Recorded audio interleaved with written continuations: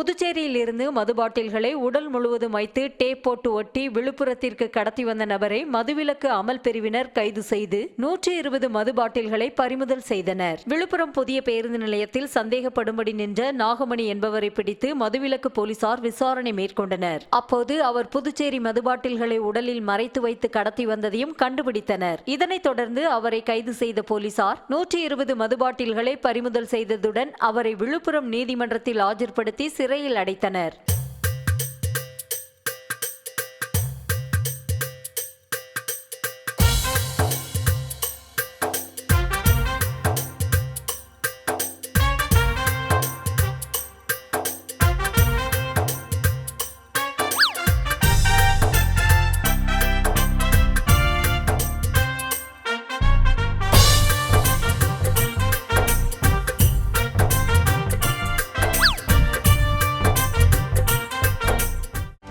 செய்திகளை உடனுக்குடனும் துல்லியமாகவும் தெரிந்து கொள்ள சப்ஸ்கிரைப் பண்ணுங்க.